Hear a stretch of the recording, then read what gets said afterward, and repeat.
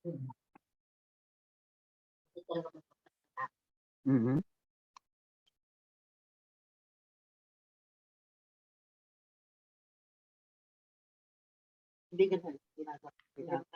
So good afternoon po. Let's start po. Multi-grade class.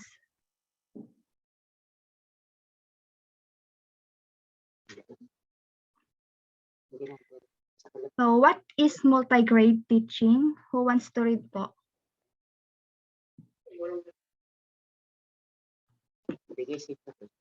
Me po. Sige po. What is multi-grade teaching? Multi means plenty, many, or more than one.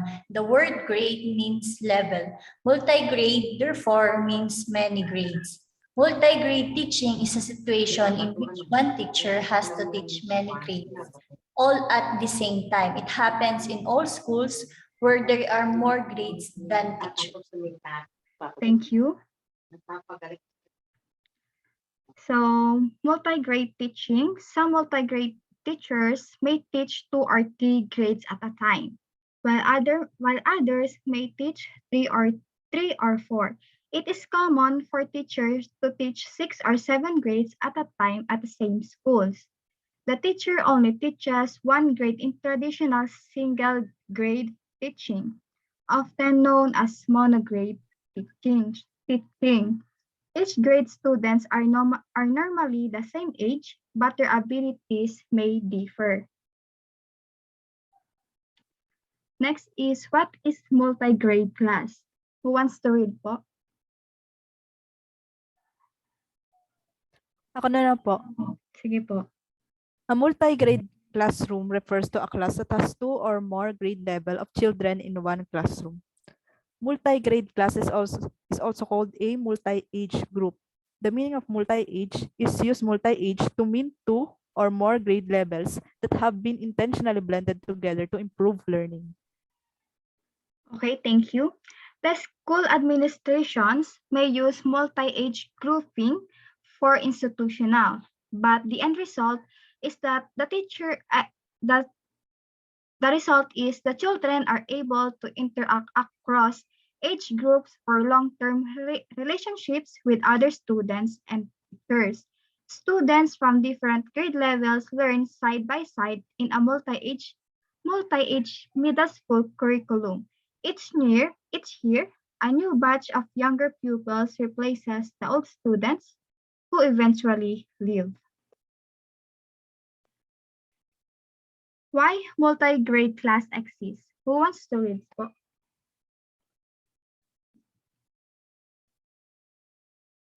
Ako po. Sige po. Multi-grade classes were organized as a matter of necessities for remote barangays where the number of children enrolled could not meet the required number to organize a single grade class and assign the necessary teacher for each class. Thank you. Multi-grade classes are required because of a limited number of pupils in each grade level, the lack of teachers, and the distance between the community and the nearest schools, and the lack of funding and classrooms. Roles of teacher in multi-grade class. As a teacher, students are taught by imparting knowledge, developing skills, and instilling desirable values and attitudes among them, which is the primary responsibility of multi-grade teacher. Regardless of the students' individual differences, the teacher is required to be adaptable and use a variety of ways to make learning interesting and effective for all kids in his or her class. And as a facilitator, the teacher should be able to understand differences between students, be able to motivate them, and guide them through learning materials. The teacher should be able to for all grade level in the classroom, no matter what subject is being studied. And as a planner, the multi-grade role in planning is important. Classrooms that are well planned by the teacher will be more productive for the students and easier to follow for them. And as an evaluator, to ensure the must track on the development of the pupil's learning. In most cases, teachers must determine pupils' educational levels when they initially start school, throughout the school year, and the end of each school year. As a result, of this, evaluation will be viewed as a continual and integrated element of the educational process rather than one at a time. And as a material designer, multi-grade teachers must still generate their own supplementary materials, despite the fact that valid curriculum materials are normally prepared by national or provincial education authorities. The objective of these supplementary materials is to suit the local context, actual and concrete needs for multi-grade teaching. And last, approach in teaching multi-grade class as a contact with the community. In the local community, the multi-grade teachers plays a significant role. This is the case not only from the standpoint of the pupils, but also from the perspective of the parents. As a result, the multi-grade teachers serve as an important link between community and the school. Many situations in which multi-grade schools exist necessitate the community cooperation and aid in order to improve the quality of educational services. And here are below are some of the many advantages have, have experienced through teaching and learning in a multi-grade classroom. Number one is reduce competition and off-task behavior.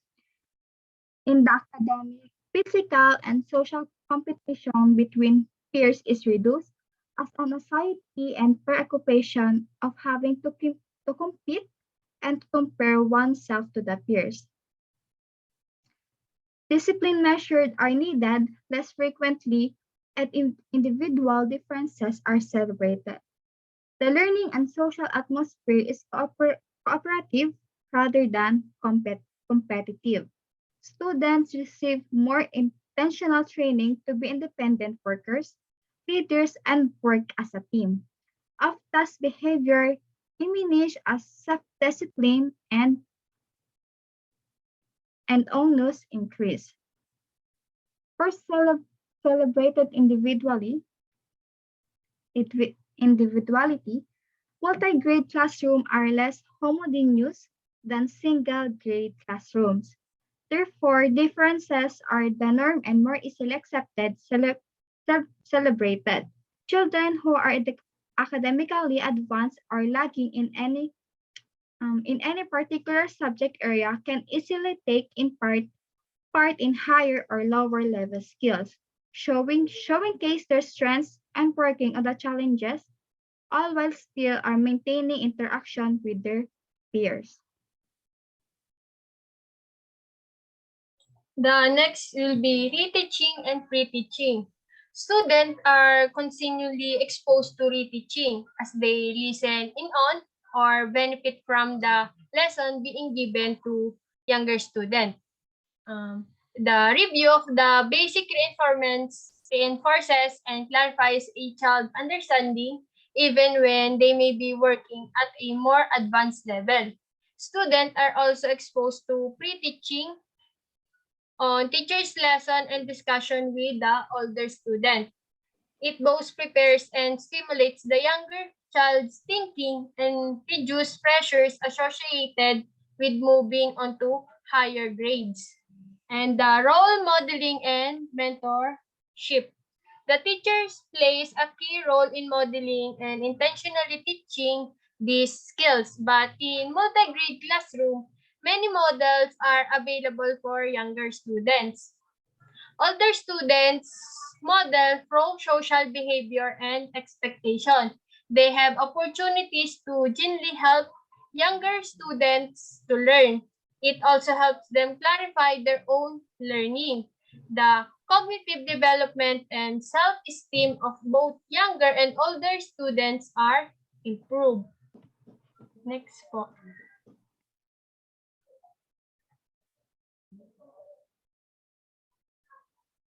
The fifth one is strong teacher-student relationship. Lengthy time with the same teacher can increase our trust, understanding of expectation, and positive relationship between the teacher and the student, as well as teacher and the parents. Teacher will continue to build up their knowledge of each child's interests, strengths, and needs over all the multiple years they teach a child.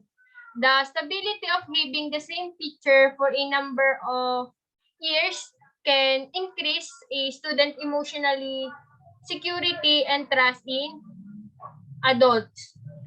The next is, and the last one is, increased learning time. Student and teacher can pick up where they left off rather than starting fresh with new routines and expectations. Next. Advantages of learner, teacher, community, and the school system. Can you read for the learners? Opo. Maximum social interaction between or among peers. Cooperative learning is predominant. We learn to be independent, self-directed learners can learn to be more resourceful. Okay. The benefits of multi-age classroom are that they put learning at the center, both social and academically. The older student in the class will help teach the younger student by modeling more sophisticated, complex problem solving, and critical thinking. This also allows them to organically learn about leadership, mentoring, and collaboration. The younger children can seek guidance from the older student rather than having to rely solely on assistance from an adult. This not only re-emphasizes their learning experience, it also allows them to develop independence and to feel secure in their capabilities. The challenges for the learners is it requires more discipline, less reliance on direct supervision by the teacher. It also requires more initiative and resourceful to function effectively in a multi-grade class. Next. Can you read?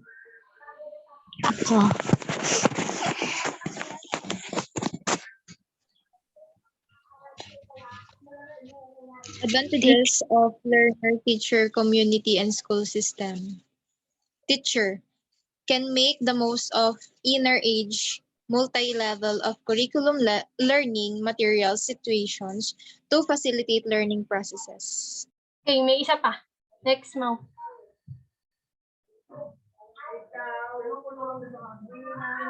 Teacher can get to know characteristics across the students more and age level involved in the carefully assess their class approaches and needs and adopt strategies that are effective, appropriate teaching, and viable within a strategy. Okay, thank you. The main function of the multi-grade for teacher is to teach students by imparting knowledge, not just follow a curriculum. Teacher must be able to develop skills and inculcate desirable values and attitude among pupils. The teachers is expected to be versatile and utilize different strategies to make learning meaningful and effective for all students in his or her classroom, no matter what individual differences may exist among the students. The challenges for the teachers are it requires more preparation of curriculum learning materials. Also requires more carefully study of learners' developmental characteristics across the age levels involved in the class, approaches and strategies that are very effective and reliable within a multi-grade class. Next, and the last advantage. Can you read?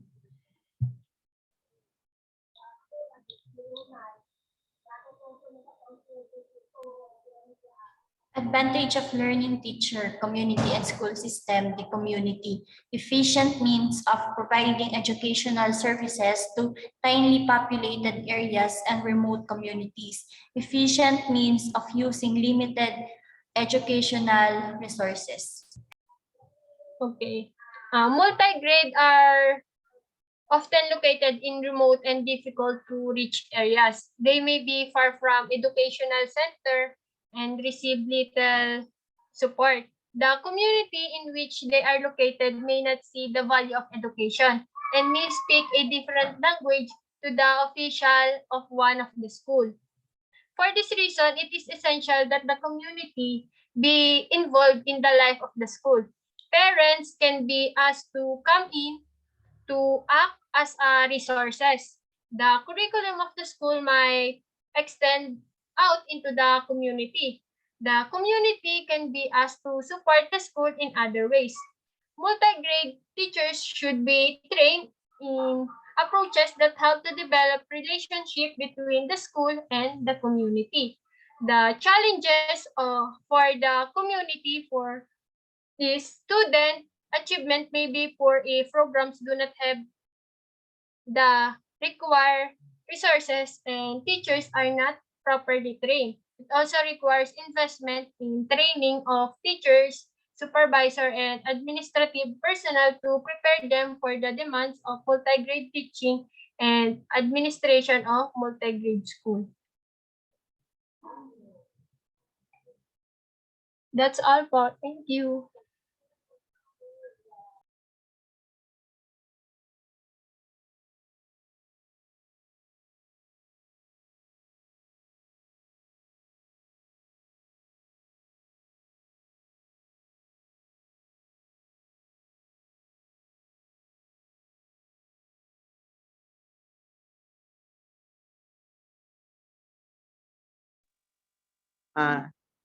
Excuse me, right?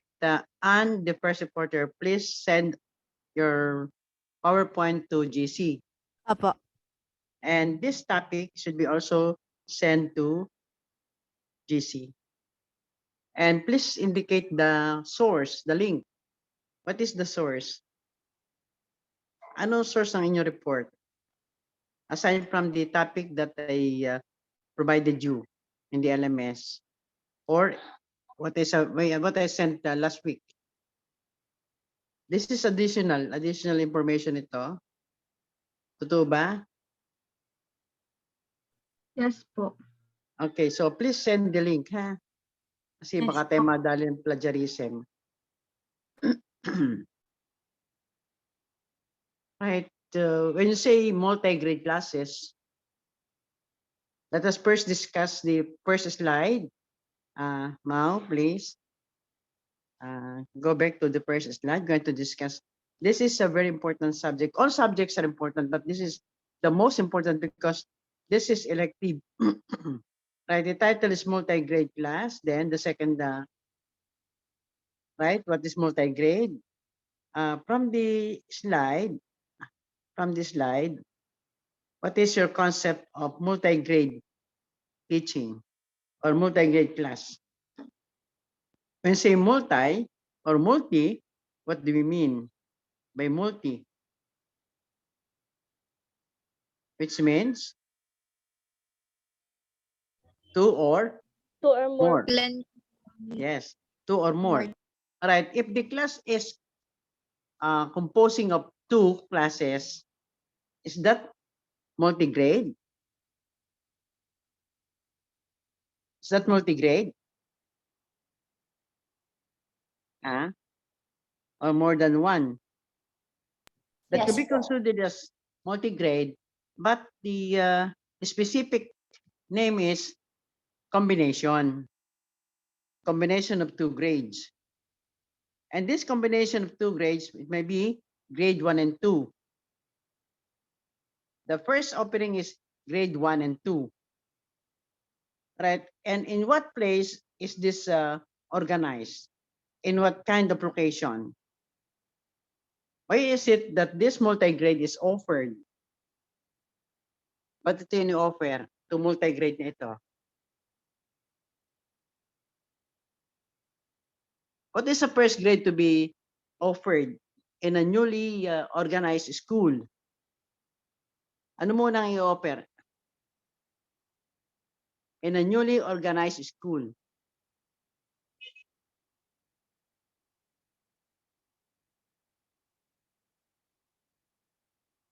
Right, may I ask you, right, in your barangay, when you enrolled in grade 1, is the grade classes complete already? Grades 1 to 6, kompleto na? Or kindergarten to grade 6, kompleto na? In your barangay? Yes po. Yes. Alright, doon sa ibang barangay, sa inyo, sa iba? Doon po sa elementary po namin, nadagdagan po ng high school po. Kada taon po yun. Sa Bulacnin, saan? Sa ano po, sa Tabang. GB Lontok po ako. Sa DB Lontok. Okay. Doon ay walang multigrade. Di ba? Walang multigrade yon. Ang Opo. tawag doon yun ay integrated school. Hindi na GB Lontok. Integrated school kasi meron ng high school. Yes. Meron ng high school yon. Ito ngayong multigrade, this is offered to elementary. Wala sa inyo nakakita o na-observe na multi-grade class o nakaranas maging eskwela ng multi-grade class? Among you? Wala? Wala po. Lahat ay kompleto. Okay. Therefore, you don't have a view or idea or concept of this multi-grade class. In a small barangay, no, where population is still few, this multi-grade class is offered. And that is the very start of organization of school in that place. For example, in our place in Kayumangi, right, when we were elementary, there was no school in our place in Kayumangi. That was, I think, 1955 yon. 1955, tagal ano? 1955. The students or the learners in our place studied at Claro M. Recto. Formerly, that is Lipa South Central School. Hindi pa Lipa South Central School yon.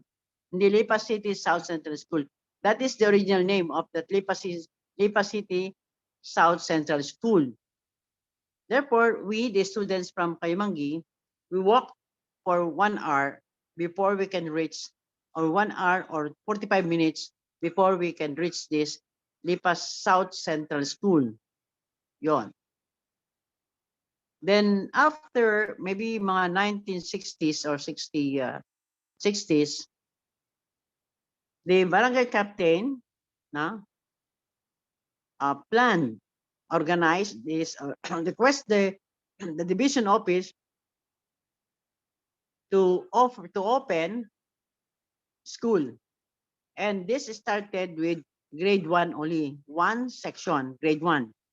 Then next year, yung grade 1 naging grade 2, therefore nagkaroon ng grade 1. There was only one teacher. Yung grade 1 and 2, one teacher lang yon. With the population around 20 siguro, 10 grade 1, 10 grade 2. That is combination. Then after 2 years, nagkaroon ng grade 1 to 3, no? Grade 1 to 3. Kakunti pa din ng population. Or I think nagkaroon ng yung grade 1 and 2 na retain, yung grade 3 naging isang teacher. Therefore, this is also a combination because the classification of this school is a combination, no? A multi-grade class. Multi-grade class is school. Yung grade 1 and 2, sila nagsama. yung grade 3, marami-rami siyang nag-isang teacher. Then next year, paapat ng taon, nangyari, naging isang grade 1 and 2, then grade 3 and 4. Grade 3 and 4. Combination classes yan. But considers multi-grade class. Because the maximum number of a class is 15. But if it is less than 15 and there are 2 grade classes, these 2 grade classes will be combined to be taught by one teacher. To be taught by one teacher. You are very lucky because if you are going to apply in public schools now, I think it is, I do not know if in Lipa City there is no multi-grade class. I do not know in a Parplang barangay, Parplang city or Parplang municipality. Sa Rosario, wari ko wala na din because of the number of population. Therefore, when is this multi-grade class offered or open? When? Kailan na-open itong multi-grade class? Sa mga maliliit pong baryo po, Yes, okay. Maliliit na barangay or a barangay with a few number of students. Mostly yan, mga 10, 13, 15, yun lang. 15 the highest. Kasi pag nag-20 na, pag nag-15 na yan, open na yan na isang grade. Right, in our barangay, the teachers experience hardship, no? That they had feared that the one grade will be dissolved or will be combined to another teacher. Therefore, this teacher will be assigned to another school. That is the problem of organizing a multi-grade class. But what is the purpose? What is the purpose of offering this multi-grade in a school, in a place where few students, with few students or few learners? What is the advantage? Bakit nagkakaroon nito? What is the advantage of organizing a multi-grade class? Yeah.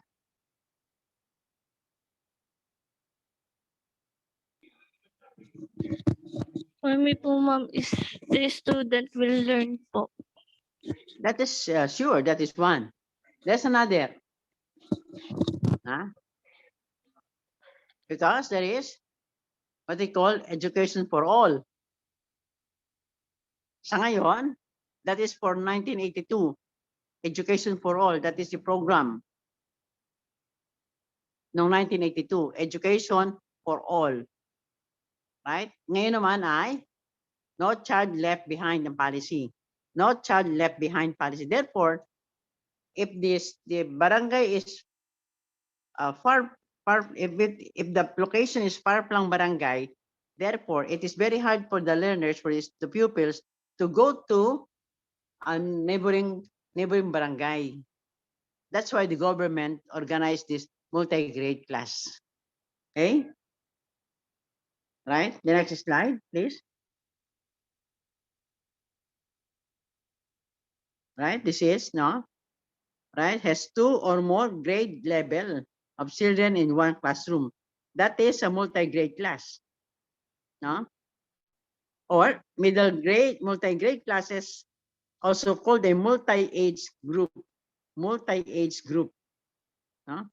Because the age of grade 1, the age of grade 2, no? There's no, that is a very little difference as to mental ability. And what approach is associated to this? Yan, punta tayo sa approach. In terms of mental ability.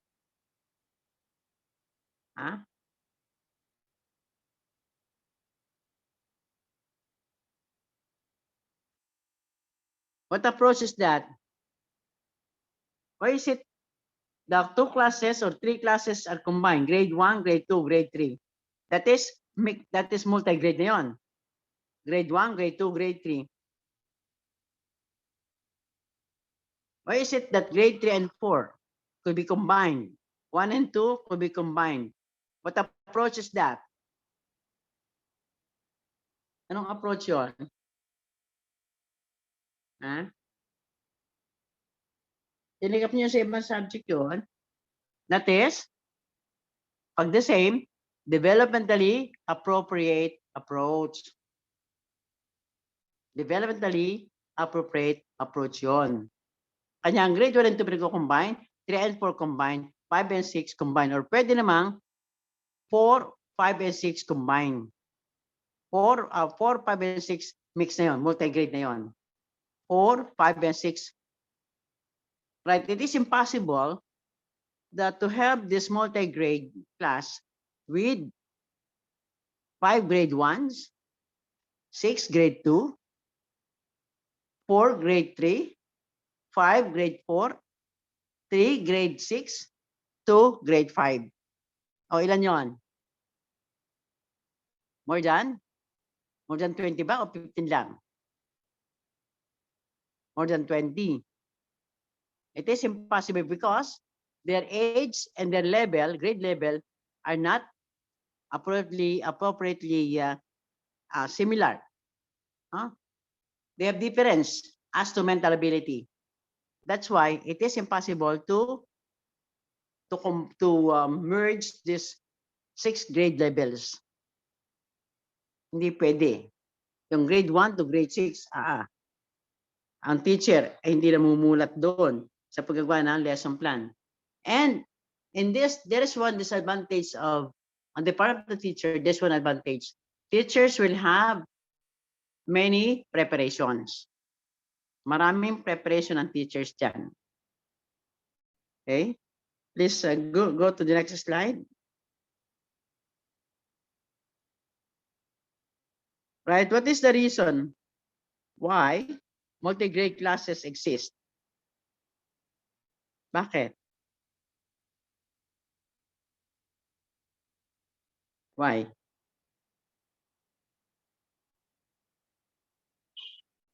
And in what barangay, in what kind of barangay, this multi-grade class is organized? Nandiyan naman nasa question ko, ang sagot. In what type of barangay, as to distance, it is what? It is remote. When say remote, sabihin na remote. R-A-M-O-T-E, remote barangay.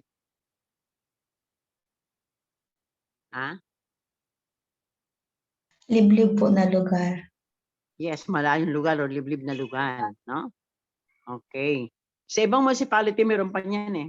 Pero as of now, madalang magkakaroon ng multi-grade.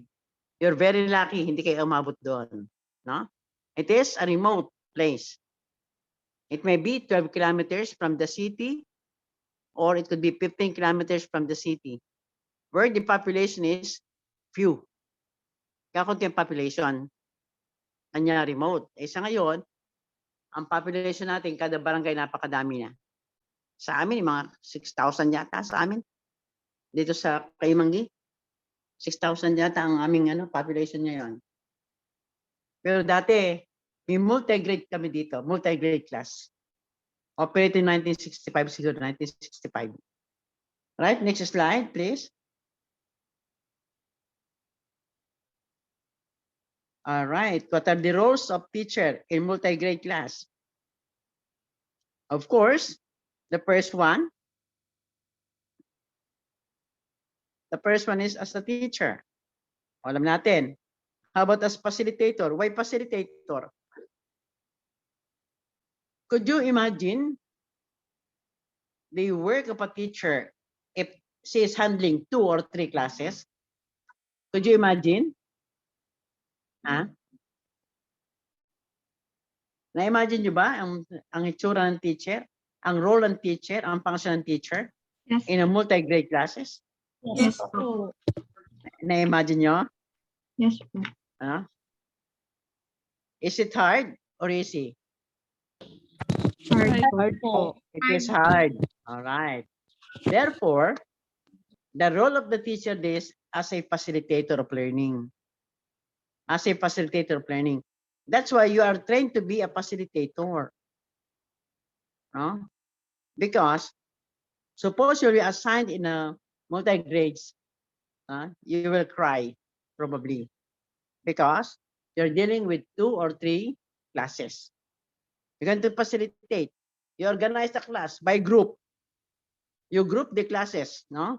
Then you're going to supervise. You give the lecture, you give the, for example, grade 2, they're writing, then grade 3, the same subject yun English.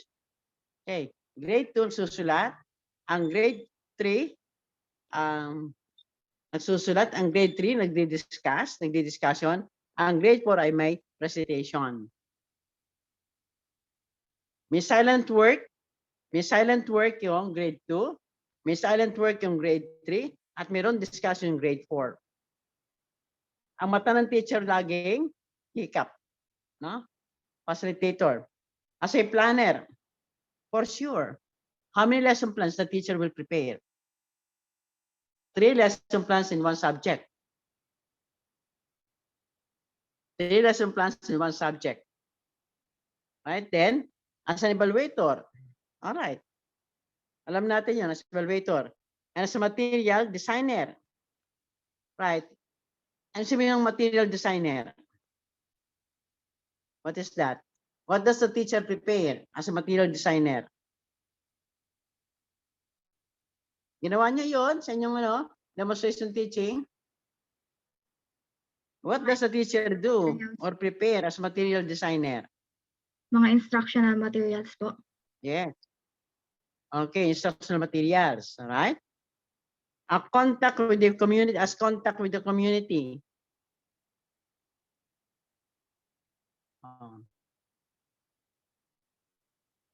Anong tawag doon? As contact with the community. How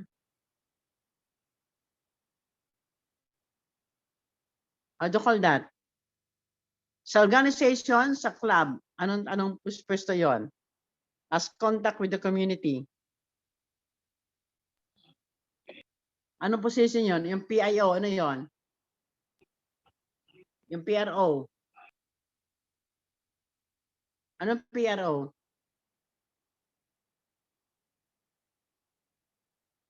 Di ba ito yung president, may vice president, may business manager, may PRO. Ano yung PRO?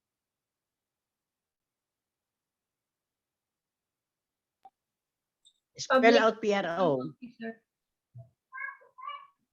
Public? Relation officer po. Okay. Public Relation Officer. Doon. The teacher is a public relation officer. Yan ang function. But not in multi-grade class, in all grade levels, in all kinds of, in all types of school. Kahit sa college, ang teacher ay public information officer din ang teacher. Okay? Right, the next slide. Please. All right. Advantages, yan. Why is it reduce competition of task behavior? Reduce competition. Why is it reduce competition? Because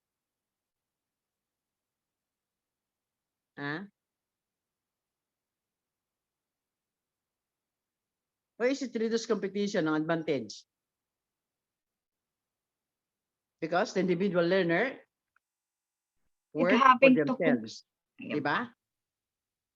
Nandun celebrated individuality, They work as individual. Yes po. Okay, yun. Less competition. They compete within himself. Yung sarili lang kailangan kinakalaban, Kanya ka lang i-encourage. Hindi yung katabi ang ka-competition, hindi ka-classmate ang competition because they work alone. Right? Next slide.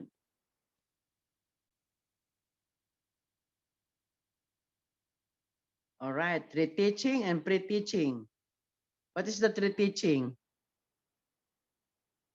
What do you mean by reteaching?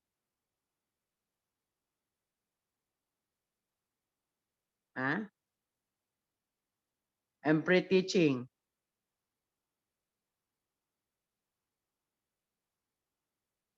Is it understandable, the meaning of the pre-teaching?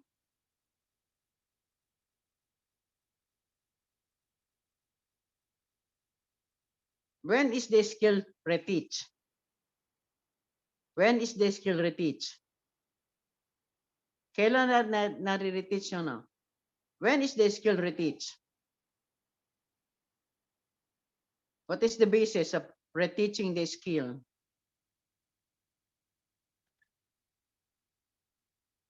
What is the basis? The result of the test or the result of the quiz.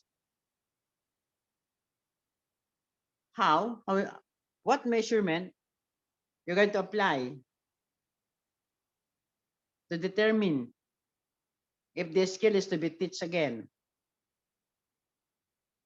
is to be reteach? What assessment mode or kind of assessment? What tool is that? What is that Example, IM? Huh? Ano ang IM? index of mastery po. Index of mastery. Okay. No? Right. Why is it role modeling and mentorship? Hmm? The approach of the teacher is mentorship. Dito sa multi-grade. Why mentorship?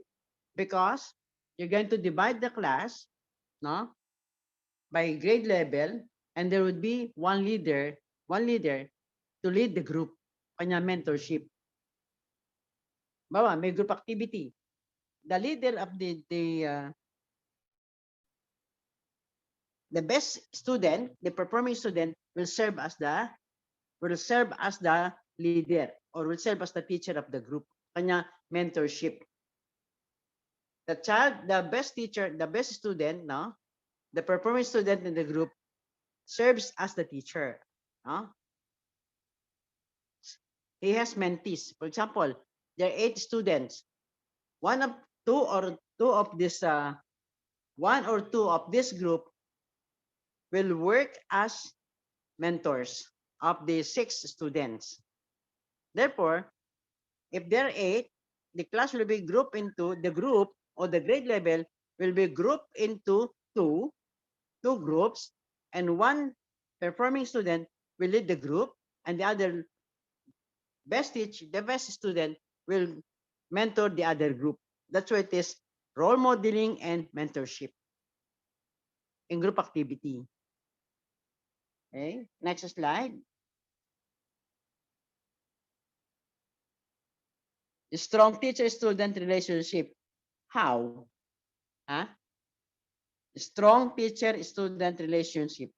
Bakit nagkakaroon ng strong teacher-student relationship? Huh? How? By communicating each other po. Hello? Okay, another idea? Strong teacher-student relationship. Strong teacher-student relationship. Paano?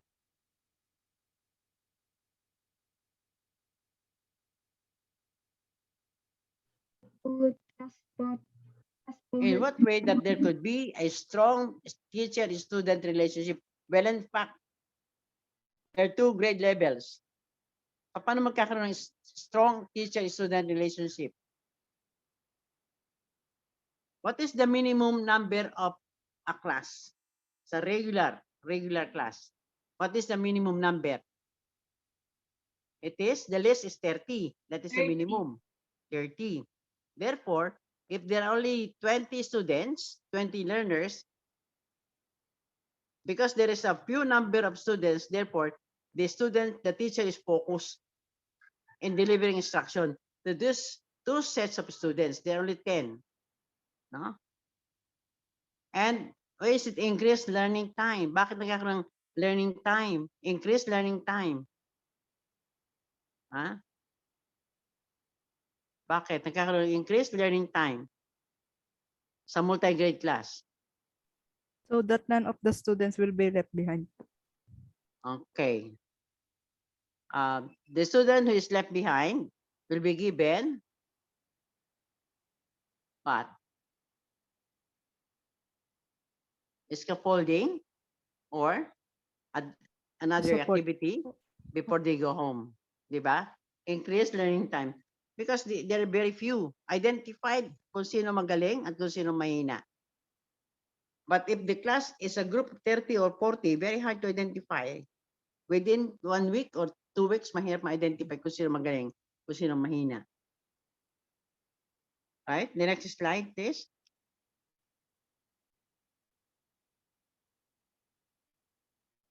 Right, advantage of learners, teacher. Okay, sa learners, why is it that there is a maximum total interaction? On what manner or in what way? Ha? Doon sa explanation naroon yon. Why is it that there is a maximum social interaction between or among peers?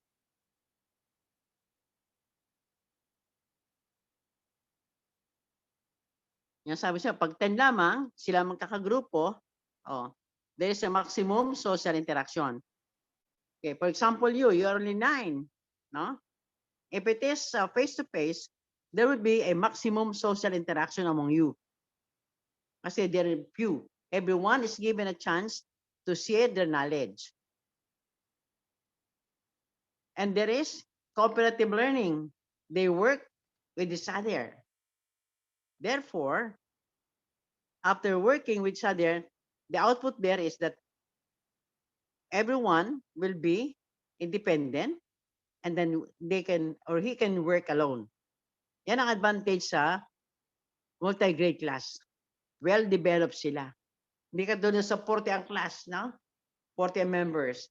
Ito, mga 20 lang sa isang klase, sa isang group, sa isang combination. That's why everyone is given a chance, no? That is the advantage of this multi-grade classes. How about for the teachers? Ano kaya advantage? May advantage kaya ang teachers? Please, next slide, please.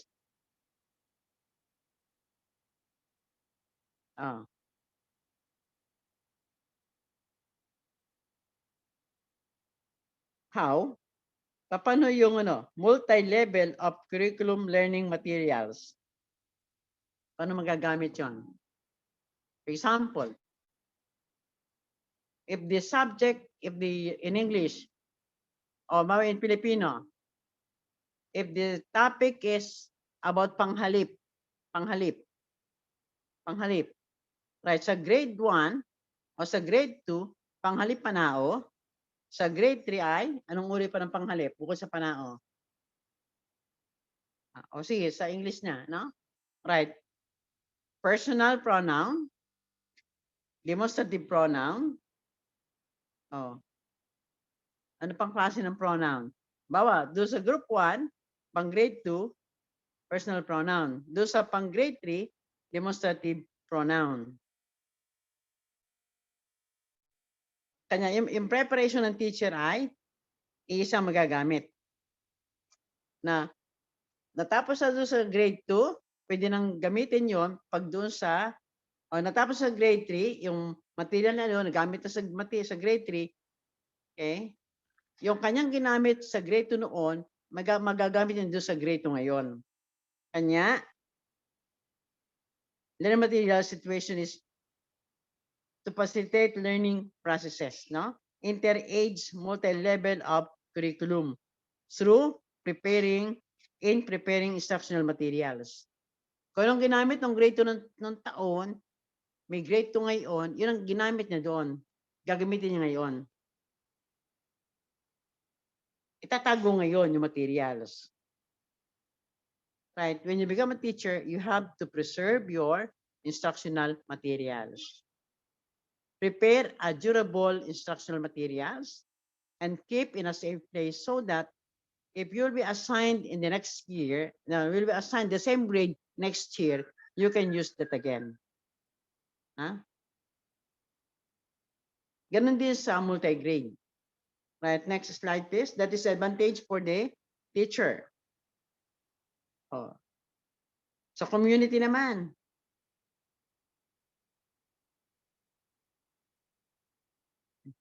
Anong advantage sa community? With the offering of this multi-grade.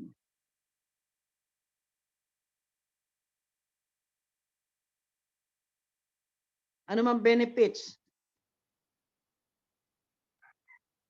Ha?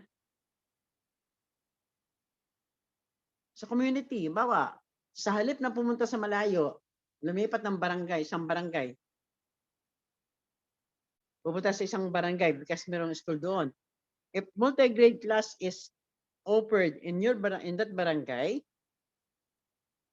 oh, ano mangyayari?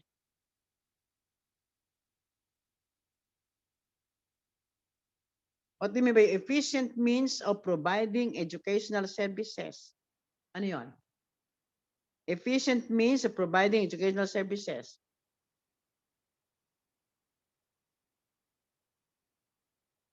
Subscribing that the policy, no child left behind. Huh? The place of the school is very far from the barangay, from the remote barangay. Therefore, not all learners, not all individuals who are school age will be given opportunity to enroll because the place is very far. So with the opening of this multi-grade, all school age children will be given opportunity to pursue their education. That is the meaning of that. Supposing it is 10 kilometers away from other barangay with the existing school,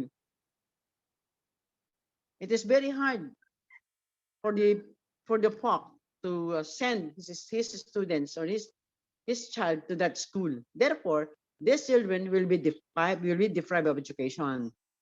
And maybe they will enter grade 1 at the age of 10 or the age of 9 instead of age of 6 because the parents are afraid to send their 6-year-old child to other barangay, which is very far from them, which is 12 kilometers from them. That is the benefit of the community, that their children, school-age children, will be given opportunity to attend schooling. That is the meaning of that. Clear ba tayo? Huh? And the community should help the teacher in producing instructional materials. And for sure, if the teacher will be assigned in that kind of school, that kind of system, this teacher will be much loved by the parents. Tsaka yung mamahalin yung teacher, no? Mamahalin. Much loved by the teachers, and everything that the teacher asks help from the parents, they will support her because they know that the teacher is sacrificing for their children. But how about today? Who's providing instructional materials? Who provides instructional materials today? The parents ba? The teacher? No, it is the government that provides the instructional materials. Right? How about the next one? Excuse me, my cell phone is somehow with low charge. Yeah. Low battery. Okay. Please, next. Tapos na. Tama. Okay.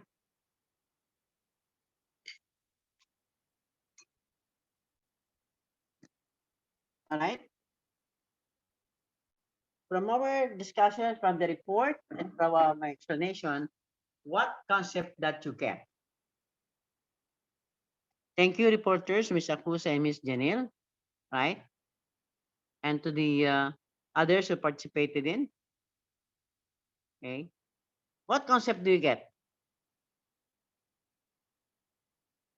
Hello? Do you learn something with the report and with my explanation? Yes po. How about the rest? Yes po. Meron? Wala? Opo. Wala. meron po. Meron naman. po. Okay. This multi-grade is an elective subject. This is new for you. For the secondary, for the English major, the elective is reading remediation for the elective, for the English major. Hindi ko alam yun sa ibang major, sa science at saka sa ano, if there is a elective. Okay? Any clarification with the discussion of the topic?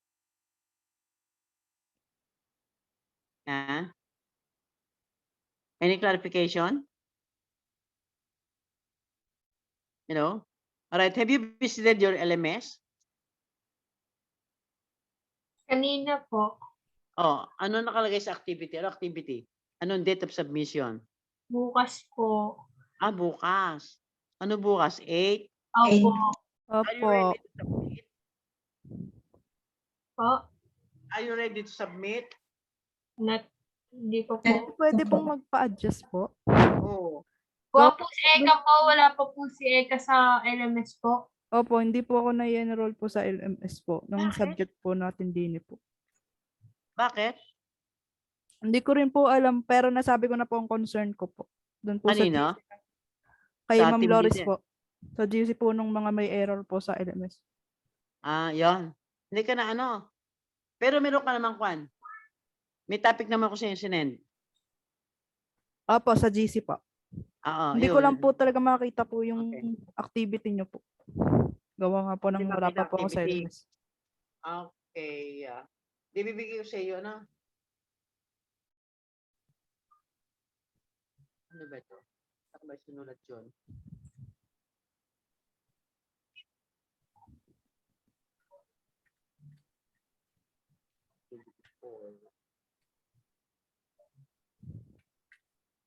Right, sa elect, dito subject na ito, wait. Paano ko lang notebook? Nagno-notebook na kayo para ano?